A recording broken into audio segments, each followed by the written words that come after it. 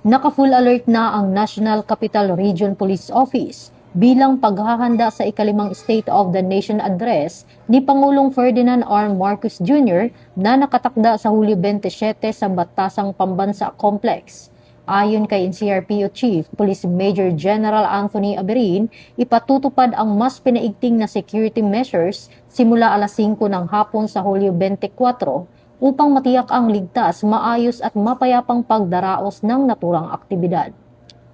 Kabuang 21,261 pulis ang itatalaga sa iba't ibang strategic area sa Metro Manila, kabilang ang paligid ng House of Representatives, pangunahing lansangan, transport terminals, border control points, rally areas, government facilities at iba pang kritikal na lugar. Bukod dito, nakahanda rin ang 3,000 augment personnel mula sa Police Regional Office 2, 4B at 5. Kasama sa ipatutupad na seguridad ang no-fly at no-drone zone sa mga itinalagang lugar, gayon din ang nationwide suspension ng permit to carry firearms outside the residence sa mismong araw ng SONA. Upang matiyak ang maayos na pamamahala ng mga pampublikong pagtitipon, magtatalaga ang NCRPO ng mahigit 11,000 civil disturbance management personnel na nakahanda sa anumang sitwasyon habang patuloy na iginagalang ang karapatan ng mamamayan sa mapayapang pagpapahayag.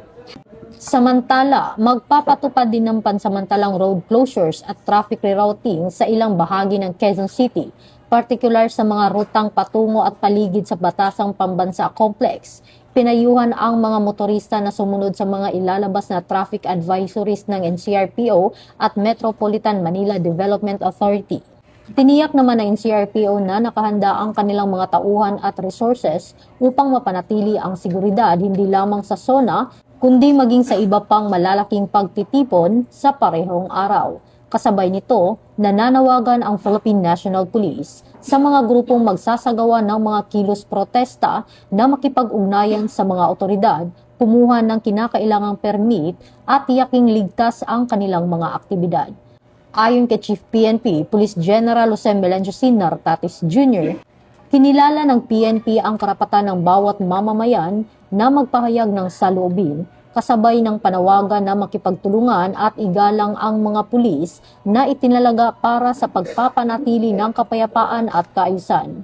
Patuloy namang hinihikayat ng PNP ang publiko na maging alerto, sumunod sa mga ipatutupad na seguridad at traffic measures at agad iulat ang anumang kahina-hinalang aktibidad sa pinakamalapit na himpilan ng pulisya o sa 911 emergency hotline, alinsunod sa advokasya ng bagong PNP para sa bagong Pilipinas, serbisyong mabilis, tapat at nararamdaman.